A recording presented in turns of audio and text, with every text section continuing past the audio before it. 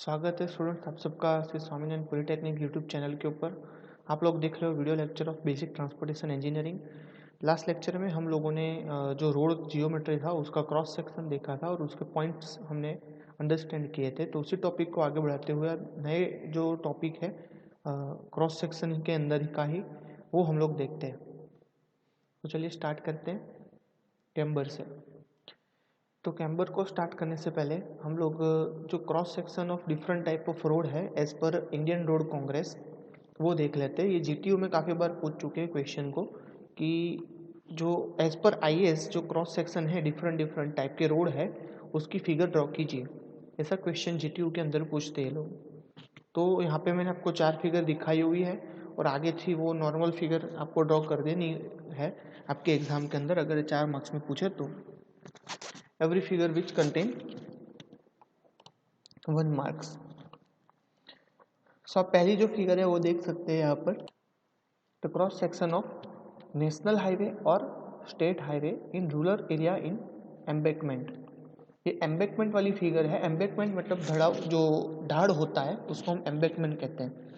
Clear. यहाँ पे आप देख सकते हो एम्बैंकमेंट के ऊपर एक रोड पेमेंट दिया हुआ है जो कैरियज विड्थ है वो 7 मीटर जितनी दी है। टोटल फॉर्मेशन विड्थ है वो 12 मीटर है एंड जो टोटल रोड की लेंथ है वो है 60 मीटर जितना हमें एरिया एक्वायर करना है। ठीक है, टोटल 60 मीटर जितना एरिया हमने एक्वायर किया हुआ है उसमें फॉर्मेशन विड्थ 12 मीटर है एंड कैरियज विड्थ है वो 7 मीटर है। तो फॉर्मेशन विड्थ इंडिविजुअल कितनी हो जाएगी 7 + 5 = 12। सो दोनों 2 है तो 5/2 करेंगे तो 2.5 फॉर्मेशन विड्थ हमें मिलेगी यहाँ पे। ठीक है, स्लोप दिया हुआ है, एम्बैंकमेंट है ऑब्वियसली, देन लॉन्गिट्यूडनल गटर्स दी है, ड्रेनेज पार्ट एंड साइड में बाउंड्री दी, स्टोन बाउंड्री दी है हमें। तो जो भी स्लोप से सॉइल है वो सब एम्बैंकमेंट या फिर तो उसके ऊपर ना आ जाए, ड्रेनेज लाइन के अंदर ना आ जाए, इसके लिए स्टोन पिचिंग किया हुआ है। दूसरी फिगर देखते हैं cross section of MDR in cutting in rural area. What do mean by MDR? It is a major district road in cutting in rural area. Cutting मतलब खड्डे में हमने एक्सकेवेट किया हुआ है मटेरियल। तो ये जो कटिंग के अंदर जो एमडीआर है मेजर डिस्ट्रिक्ट रोड उसकी फिगर दी है आपको। रोड पेमेंट दिया है 3.6 मीटर का। देन एफडब्ल्यू जो आपकी फॉर्मेशन विड्थ है वो 10 मीटर दी गई है यहाँ पर। उसके बाद आपको डायरेक्ट ड्रेन लाइन प्रोवाइड किया है। ड्रेन लाइन के ऊपर आपको एक बम दिखेगा यहाँ पे, अगेन स्लोप, स्लोप के बाद एक सॉइल जो स्पॉइल्ड बैंक है वो। आपने ये चीज़ कहीं काफ़ी बार इस टाइप की फिगर आपने देखी होगी कैनाल्स के अंदर, है ना, जो भी कैनाल लाइन होती है वहाँ पे आपने देखा होगा इस तरीके से बाहर थोड़ा सा स्लोप दिया होगा जिसको स्पॉइल बैंक कहते हैं, उसकी थोड़ी जगह छोड़ के एक स्लोप दिया होगा और बीच में ऐसी जगह दी होगी जिसको हम बम्स प्रोवाइड करते हैं। ठीक है, दो वर्टिकल लाइन के बीच में जो हम हॉरिजॉन्टल पाथ प्रोवाइड करते हैं उसको बम कहते हैं। देन बम से नीचे जो हमें मिलेगा वो ड्रेनेज लाइन होगी जिसकी विड्थ 1.5 मीटर है। देन फॉर्मेशन विड्थ स्टार्ट हो जाती है बम की टॉप पॉइंट से, फॉर्मेशन विड्थ स्टार्ट हो जाती है जिसकी लेंथ 10 मीटर है और उसके बीचों बीच आपको 3.6 मीटर का रोड पेमेंट देखने के लिए मिल जाता है। क्लियर। उसके बाद है यहाँ पे तीसरी figure cross section of VR और ODR in embankment in rural area. So what is the VR stand for? VR मतलब विलेज रोड एंड ओडीआर मतलब अदर डिस्ट्रिक्ट रोड्स। ठीक है, जो अदर डिस्ट्रिक्ट रोड है और विलेज रोड है उसके अंदर रूरल एरिया के अंदर एम्बैंकमेंट के ऊपर जो रोड बनता है वो एम्बैंकमेंट। अगेन जो फर्स्ट वाली फिगर थी ढड़ाव के ऊपर होगा हमारा, स्लोप के ऊपर होगा रोड। तो यहाँ पे आपको दिया हुआ है कैरियज वे की विड्थ 3.8 मीटर, यहाँ पे भी 3.8 मीटर थी, सॉरी मैं 3.6 बोला था। 3.8 मीटर है आपकी carriage width. Then formation width है आपकी यहाँ पे प्रोवाइड की है 3.8 प्लस 1.2 1.2 1.2 प्लस 1.2 कितना हो जाएगा यहाँ पर 2.4। सो 3.8 प्लस 2.4 कितना हुआ 6.2 मीटर की फॉर्मेशन विड्थ दिख रही है यहाँ पर। उसके बाद जो टोटल फॉर्मेशन रेट है 6.2, उसके बाद स्लोप प्रोवाइड किया हुआ है। वो स्लोप कैसे आगे जाओगे आप लोग तो वहाँ पर ड्रेनेज लाइन दी है। तो ये थी आपकी थर्ड फिगर, ठीक है, विलेज रोड और अदर डिस्ट्रिक्ट रोड के लिए एम्बैंकमेंट के ऊपर। एंड लास्ट में आपको फोर्थ फिगर दिखाई गई है, cross section of 2 lane city road in built up area. City के अंदर जो बिल्टअप एरिया के अंदर जो हम रोड बनाते हैं सिटी के अंदर, क्रॉस सेक्शन जो है उसका, वो आपको यहाँ पे फिगर में दिया गया है। सबसे पहले बीच में आपको कैम्बर है, कैम्बर मतलब कैरेज वे, कैम्बर का मतलब है जो कैरेज वे का टॉप मोस्ट पोर्शन होता है, ठीक है, टॉप पोर्शन उसको हम लोग कैम्बर कहते हैं। देन जो पेमेंट विड्थ है वो है 7.5 मीटर्स। एंड उसके बाद आप देख सकते हो जो ग्रेटिंग है, उसके बाद आपको फुटपाथ दिया गया है 3 मीटर का। जो ग्रेटिंग है उसके नीचे आपको रेन वाटर लाइन दी है, सेवर लाइन, राइट, फुटपाथ की एग्जैक्ट बाजू में शोल्डर के पास नीचे रेन वाटर लाइन दी है, सेवर लाइन दी गई है। उसके बाद जाता है कर्ब्स, कर्ब्स मतलब जो कैम्बर और फुटपाथ को कनेक्ट कर रहा है वो वाली लाइन कर्ब है, ठीक है, बीचों बीच कर्ब आता है। एंड देन फुटपाथ स्टार्ट हो जाए, फुटपाथ के बाद आती है एडजॉइनिंग प्रॉपर्टी, जो भी आपका प्रॉपर्टी वगैरह होगा वो। क्लियर? ये था आपका क्रॉस सेक्शन एज पर IRC, आपकी बुक में भी दिया हुआ है और मैंने यहाँ पे भी आपको एक्सप्लेन कर दिया है। G2 के एग्जाम में पूछते हैं काफ़ी बार, तो please keep it in your mind and if possible draw this all figure in your 5 page. Then let's see our main topic. I told you about the camber here in the figure, so let's take a look for the camber. It is the slope provided to the road surface in the transverse direction to drain off the rain water from the road surface. मतलब कि एक road surface के ऊपर ऐसा slope provide किया है transverse direction में, मतलब कि जो पानी है उसकी अपोजिट डायरेक्शन में हमने स्लोप प्रोवाइड किया है, जिससे क्या होगा कि जितना भी पानी रोड के ऊपर आता है वो ड्रेन आउट हो जाता है रोड की दोनों ही साइड के ऊपर। उसको हम लोग कहते हैं कैम्बर, जिसका दूसरा नाम है क्रॉस स्लोप, ठीक है। आपने कभी रोड सीधा नहीं देखा होगा, बहुत कम जगह पर सीधा रोड होता है जनरली, वरना थोड़ा सा स्लोपी रीजन होता है उसका। अभी फिगर ड्रॉ करके दिखाता हूँ मैं आपको। आपने कभी इस तरीके का रोड नहीं देखा होगा, जनरली बहुत कम जगह पे होता है। जनरली रोड है ना हमेशा ऐसा होता है, ऐसा कर्वेचर वाला होता है, थोड़ा इस टाइप का। तो ये क्या होगा आपका, ये जो पॉइंट है वो कैम्बर होगा, क्रॉस स्लोप। इससे क्या होगा कि बारिश का पानी अगर गिर रहा है इस डायरेक्शन में, नीचे आ रहा है छोटे छोटे बारिश के ड्रॉप, तो इस डायरेक्शन में, तो क्या करेगा, इस डायरेक्शन में मूव कर जाएगा या फिर इस डायरेक्शन में वो पानी के पार्टिकल्स मूव कर जाएंगे। और यहाँ पे आपको ड्रेनेज प्रोवाइड किया होगा साइड में, जो शोल्डर प्रोवाइड किया होता है यहाँ पे, वहाँ से वो पानी नीचे ड्रेनेज गैलरी के अंदर चला जाता है, ठीक है, जो आपको आगे फिगर में मैंने दिखाया था, जिसमें यहाँ पे नीचे एक हॉल दिया था ऐसा, ये that is your drainage gallery. Now to prevent the entry of surface water into the sub grade soil throughout the pavement, मतलब कि जितना भी सरफेस वाटर है वो उसको वो प्रिवेंट करता है। किस चीज़ से प्रिवेंट करता है, कि वो पानी जो आपका पेमेंट है उसके सबग्रेड मटेरियल तक ना पहुंच जाए, वरना वो पानी क्या है सबग्रेड के अंदर स्टोर होते होते वो जो सबग्रेड की सॉइल होती है उसको सॉफ्ट बना देता है और उसके अंदर डिफॉर्मेशन आना स्टार्ट हो सकता है। तो उससे प्रिवेंट करता है, वो जो इतना भी सरफेस वाटर है उसको प्रिवेंट कर देता है, सबग्रेड तक नहीं पहुँचने देता है। स्लोप से क्या होगा, डायरेक्टली दोनों साइड में चला जाएगा और ड्रेनेज में से ड्रेन गैलरी से सेवर में चला जाएगा वो पानी, और उसको हम रेन वाटर हार्वेस्टिंग में भी यूज़ कर सकते हैं, डबल बेनिफिट हो सकता है उससे। Then to prevent the entry of water into the bituminous pavement layer, but an obvious thing, obviously जो पानी सब सरफेस के अंदर नहीं जाने देता, साथ साथ में वो क्या करता है, जो बिट्यूमिन पेमेंट लेयर है उसके अंदर भी नहीं जाने देता है, क्योंकि बिट्यूमिन का लेयर क्या करेगा, कुछ टाइम के बाद वो पानी के साथ रिएक्ट करेगा और उसमें से जो बिट्यूमिन का लेयर है वो वॉश आउट होना स्टार्ट हो जाता है, इरोड होना स्टार्ट हो जाता है। मतलब इरोड मतलब कि वहाँ से निकल जाता है बिट्यूमिनस पानी के कारण। तो ये चीज़ जो क्रॉस स्लोप है और कैम्बर है वो क्या करता है, उससे भी प्रिवेंट करता है, क्योंकि पानी ऊपर रहेगा नहीं, साइड्स में से ड्रेनेज गैलरी में चला जाएगा। Now the other term is to remove the rainwater from the pavement surface as quick as possible and to allow the pavement to get dry soon after the rain. Okay, मतलब कि जितना भी पानी है वो पेमेंट सरफेस के ऊपर से जितनी से जल्दी हो सके वो करने के लिए अलाउ करता है। और जो अपना पेमेंट है उसको ज़्यादा से ज़्यादा ड्राई करने की कोशिश करता है कम से कम टाइम पीरियड के अंदर। क्लियर? जितना ज़्यादा वो गीला रहेगा उतना ज़्यादा उसके ऊपर से व्हीकल्स तो मूव करने ही वाले, तो जितनी ज़्यादा टाइम तक वो गीला रहेगा उतना ज़्यादा उसके अंदर डिफॉर्मेशन आने के चांसेस बढ़ जाते हैं।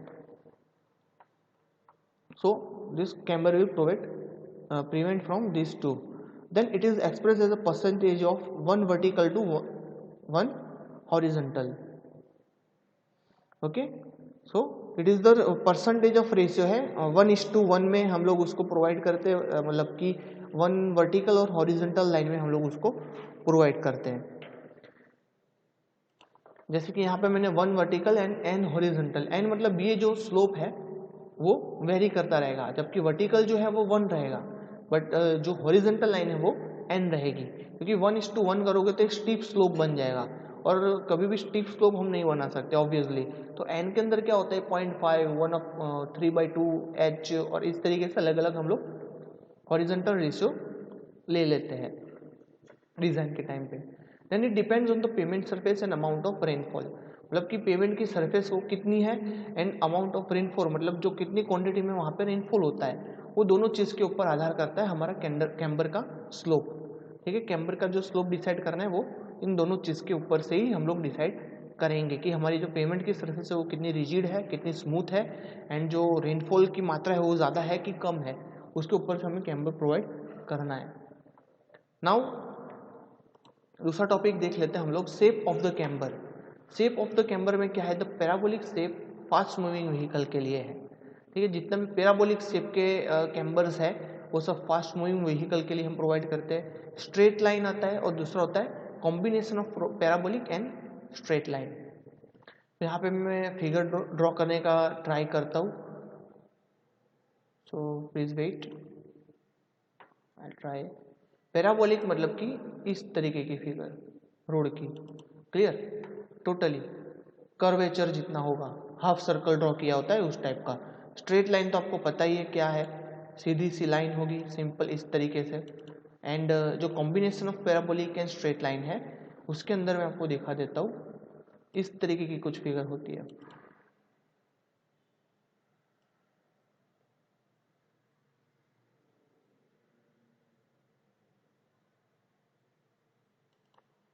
और बीच में से उसको कर्वेचर मिल जाता है,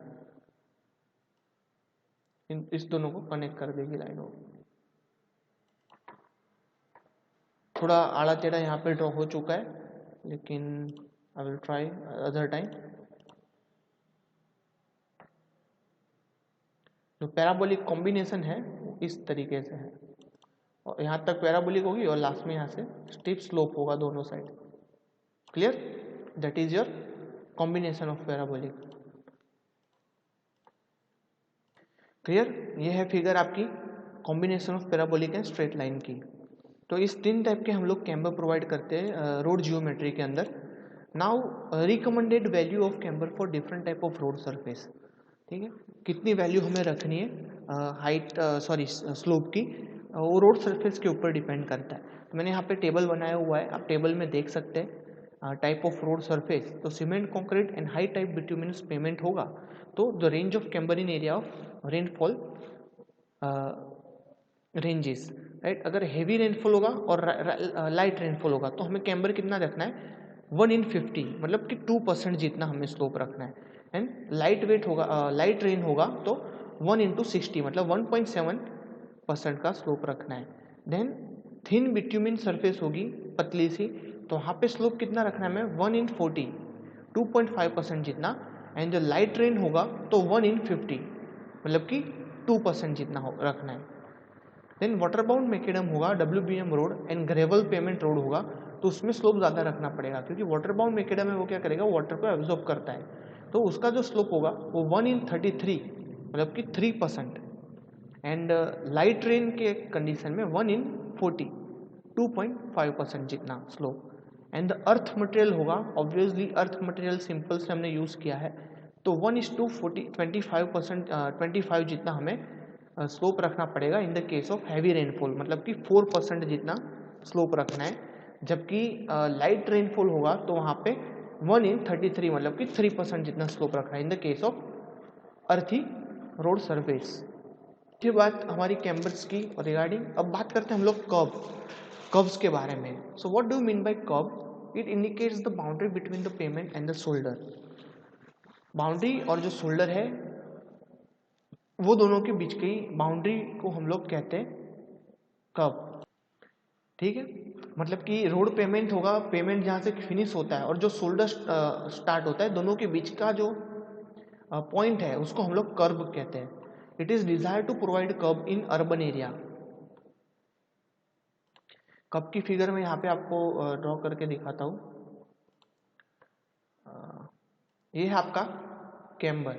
ठीक है, कैम्बर से थोड़ा जगह छोड़ के आपको यहाँ पे एक इस तरीके से चीज मिल जाती है। ठीक है, इस तरीके का आप कुछ देखते हो और यहाँ से आपका फुटपाथ स्टार्ट हो जाए।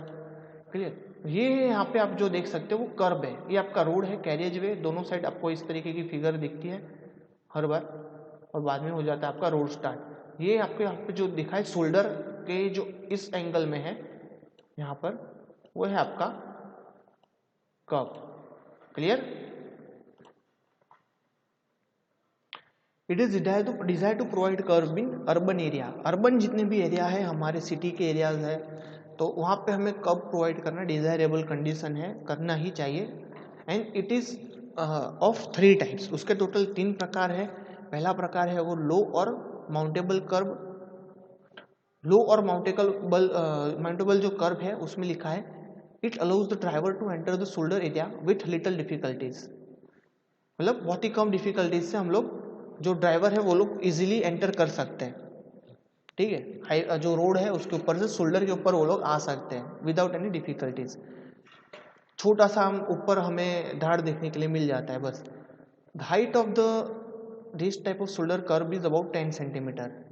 10 सेंटीमीटर की हाइट होती है हमारे कर्व की above the pavement edge with the slope to help the vehicle climb the curve easily. ठीक है, थोड़ा स्लोप भी प्रोवाइड किया होता है, तो जिससे क्या होता है कि व्हीकल्स जो होंगे वो पेमेंट के ऊपर से कर्व के ऊपर अगर आना चाहे तो इजीली आ सकते हैं। विथ स्लोप प्रोवाइड किया होता है, 10 सेंटीमीटर जितनी हाइट पे होता है कर्व। मैं फिगर दिखाऊंगा, डोंट वरी, उससे आपको ज़्यादा क्लियर आइडिया आ जाएगा। दूसरा जो टाइप है वो सेमी बैरियर कर्व है। सेमी बैरियर कर्व में लिखा है it is provide on the periphery of the roadway where the pedestrian traffic is high. जहाँ पे ज़्यादा मात्रा में हमें ट्रैफिक देखने को मिलता है, जो लोग चल के वहाँ पे जिससे जाते हैं, फुटपाथ की बात कर रहा हूँ मैं, तो पेडिस्ट्रियल ट्रैफिक वो ज़्यादा है। ठीक है, तो रोडवे की ऐसी पेरिफेरी के ऊपर हम सेमी बैरियर कर्व प्रोवाइड करते हैं जिसकी हाइट होती है वो 15 सेंटीमीटर जितनी ज़्यादा होती है। ठीक है, पहले कितना था लो में 10 सेंटीमीटर था, अब सेमी बैरियर्स के अंदर 15 सेंटीमीटर जितनी हाइट देते हैं। And edge with a batter of 1:1 on the top 7.5 centimetre. ठीक है, जो एज होती है वो बेटर होती है आपकी 1:1 जितनी, एंड जो टॉप है वो 7.5 सेंटीमीटर का होता है। It prevents the parking the vehicle but during emergency it is possible to drive over this curve with the some difficulties. मतलब कि ऊपर व्हीकल पार्क करने में डिफिकल्टी होगी क्योंकि 15 सेंटीमीटर जितनी उसकी हाइट रहती है, बट इमरजेंसी केस के अंदर हम उसके ऊपर व्हीकल्स को पार्क करवा सकते हैं। देन थर्ड पॉइंट है यहाँ पे बैरियर टाइप कर्व। बैरियर पता है आपको, अवरोध कहते हैं हम लोग। ठीक है, बैरियर टाइप कर्व है तो वहाँ पे it is provide the built up area adjacent to the footpath with the considerable pedestrian traffic. जहाँ पे पेडेस्ट्रियल ट्रैफिक बहुत ही ज़्यादा मात्रा में देखने के लिए मिलता है, ऐसे जगह पे हम लोग जहाँ पे बिल्टअप एरिया है वहाँ पे हम लोग ये फुटपाथ के अलॉन्ग में प्रोवाइड करते हैं। The height of the curve is about to 20 centimetre above the pavement edge. जो पेमेंट की एज होगी वहाँ से उसकी हाइट 20 सेंटीमीटर जितनी ज़्यादा होगी, मतलब अप्रोक्सीमेट आपका जो पहला वाला कर्व था लो माउंटेड कर्व, उससे दुगनी। And the pavement edge with is batter to 1 vertical to 0.25 horizontal. 1:0.25 जितना उसका स्लोप रहता है। कब की फिगर दिखा देता हूँ मैं आपको। अब रोड की साइड में आप जो एक देख सकते हो यहाँ पे, उसको हम लोग कर्व कहते हैं। ठीक है, यहाँ से फुटपाथ होती है तो फुटपाथ के साइड में भी हम लोग ये कर्व प्रोवाइड कर देते हैं जनरली। ठीक है, इस तरीके का स्लोप होता है उसमें। ये बहुत ही कम स्लोप आप देख सकते हो यहाँ पे 10 सेंटीमीटर, ये 15 सेंटीमीटर है, और ये रेसिडेंशियल बिल्डिंग होगी यहाँ पे तो 20 सेंटीमीटर जितना प्रोवाइड किया होगा। क्लियर, ये भी 20 सेंटीमीटर जितना प्रोवाइड किया होगा यहाँ पे। That is your curve. Now guard rail, अपना आज का लास्ट टॉपिक गार्ड रेल देख लेते हैं। It is provide at the edge of the shoulders when the road is constructed on the field exceeds 3 metre. 3 metre से ज़्यादा का जितना भी कंस्ट्रक्शन होता है रोड का, तो ऐसे केस में हम लोग एज के ऊपर, पेमेंट की एज के ऊपर शोल्डर्स प्रोवाइड कर देते हैं। Clear? It is also provide on the horizontal curve so as to provide a better night vision on the curves under the headlight of the vehicles. जितने भी कर्वेचर्स वाले reason होते हैं वहाँ पे भी हम लोग इसको गार्ड रेल्स को प्रोवाइड कर देते हैं। फिगर में देख लेते हैं, जिससे क्या होता है कि जो व्हीकल्स होते हैं उसको नाइट विजन क्लियर रहता है। क्लियर? ये आप देख सकते हैं गार्ड रेल से एक्सीडेंटल जोन के ऊपर भी हम प्रोवाइड कर सकते हैं, तो एक सेफ्टी पर्पज से भी यूज़ होता है। स्लोप के ऊपर भी हम लोग प्रोवाइड करते हैं, तो क्या हमें स्लोप है वो दिख सकता है कि यहाँ से हमें ये इतना बड़ा स्लोप है, यहाँ से हमें टर्निंग लेना है, ऐसा हम लोग अनुमान लगा सकते हैं गार्ड रेल की मदद से। तो दोस्तों यही था आज का टॉपिक। बाकी के जितने भी पॉइंट्स थे वो हमने देख लिए हैं अभी क्रॉस सेक्शन ऑफ रोड के अंदर के। आई होप आप लोगों को समझ में आ गया होगा। लास्ट लेक्चर में भी हमने क्रॉस सेक्शन देख लिए थे। क्लियर? और आज भी हमने क्रॉस सेक्शन को अंडरस्टैंड कर लिया है। ठीक है, that is a highway cross section. अब मिलते हैं नेक्स्ट लेक्चर में नए टॉपिक के साथ। आई होप आप you can understand. If you don't understand then you can directly message me, text me, or in Google Class you also mention the question. Thank you for watching the video.